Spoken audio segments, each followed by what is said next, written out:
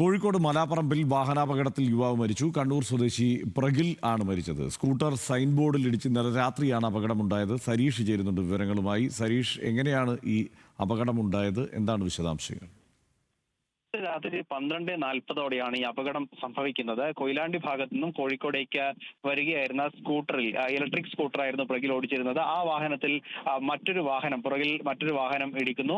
തുടർന്ന് ഈ പ്രഗിലിന്റെ വാഹനവും ഒപ്പം തന്നെ പ്രഗിലും ഈ സൈൻ ബോർഡിലേക്ക്, അവിടെ ഒരു സൈൻ ബോർഡ് സ്ഥാപിച്ചിരുന്നു, ആ സൈൻ ബോർഡിലേക്ക് തലയിടിച്ച് വീഴുന്നു. തുടർന്ന് യാന്ത്രിക രക്തസ്രാവം ഉൾപ്പെടെ ഉണ്ടായി എന്നാണ് മനസ്സിലാക്കുന്നത്. ആദ്യം തൊട്ടടുത്ത സമീപത്ത് തന്നെ ഒരു ENT ആശുപത്രിയുണ്ട്. അവിടുത്തെ ജീവനക്കാരാണ് ആദ്യം ഇങ്ങോട്ടേക്ക് എത്തുന്നത്. ആ സമയത്ത് പ്രഗിലിന് ബോധമുണ്ടായിരുന്നു. പിന്നീട് തുടർന്ന് സമീപത്ത് തന്നെ സ്വകാര്യ ആശുപത്രിയിൽ പ്രവേശിപ്പിക്കുന്നു.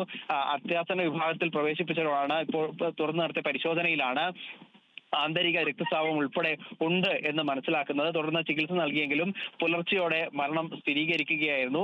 ഹെൽമറ്റ് ധരിക്കാതിരുന്നതാണ് ഇത്തരത്തിൽ അപകടം അല്ലെങ്കിൽ തലയ്ക്ക് ഗുരുതരമായി പരിക്കേൽക്കാൻ കാരണം എന്നുള്ളതാണ് മനസ്സിലാക്കുന്നത്. എന്തായാലും കോഴിക്കോട് മെഡിക്കൽ കോളേജിൽ പ്രഗിലിന് പോസ്റ്റ്മോർട്ടം നടത്തിയതിനു ശേഷം ഉച്ചയോടെ മൃതദേഹം ബന്ധുക്കൾക്ക് വിട്ടു നൽകും. റൈറ്റ്. സരീഷാണ് വിവരങ്ങൾ നൽകിയത്.